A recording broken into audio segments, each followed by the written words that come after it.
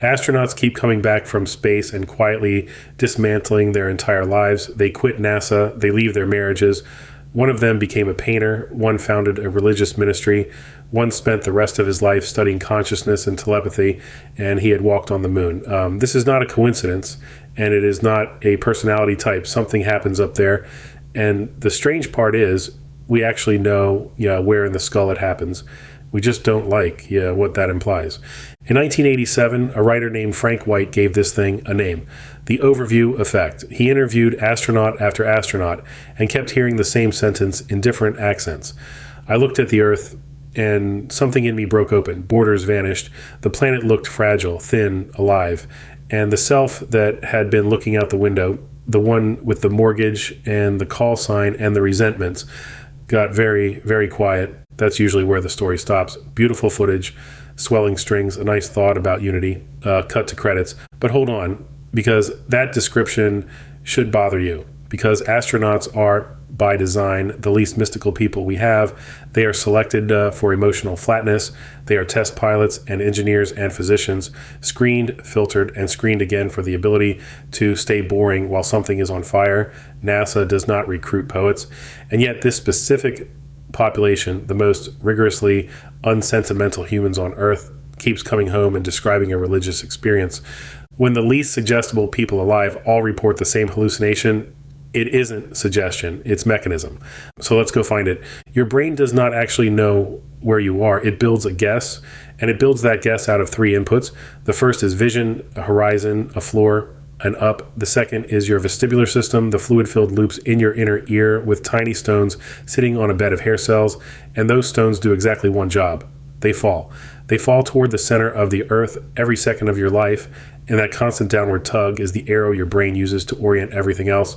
The third input is proprioception, the pressure of a chair, the weight of your own arm. Feed those three signals into a region called the superior parietal lobule, and it does something quietly astonishing. It draws a line. It computes where you end and where the universe begins. That border, the outline of you, is not a fact. It is a calculation. It is rendered continuously by a piece of tissue about the size of a walnut, and it is rendered out of gravity, horizon, and pressure. Now take all three away. Here is what they don't put in the press conference. In orbit, the stones in your inner ear stop falling. There is no down for them to fall toward. That arrow, the one your brain has used to anchor reality since before you were born, simply goes blank. Out the window, there is no horizon, no floor, no scale, no ground plane, nothing for the visual system to grab, and your body is not resting on anything. So the pressure map goes silent too. Every single input that region uses to draw the line between you and everything else has been switched off at once. This is where our biology betrays us, because that walnut doesn't shut down. It keeps trying. It keeps computing a boundary out of nothing. And when the parietal lobe loses its inputs, the boundary it draws doesn't disappear. It expands. The self stops ending at the skin. And we have seen this exact signature before, on Earth in a laboratory. When neuroscientists put Tibetan monks in deep meditation into a brain scanner, or Franciscan nuns at the peak of prayer, the thing that lights up is not some special spirituality center. What they find is the opposite. Activity drops in that same parietal region, the orientation area, and the subjects, without exception, describe the same thing. The borders dissolved. I became continuous with the world. Monks train for 30 years to starve that circuit of input. Orbit does it in 90 minutes for free, whether you want it or not. And once you know that's the mechanism, you start finding the smaller doses everywhere. In the 1950s, high-altitude jet pilots kept reporting something the Air Force found alarming enough to study.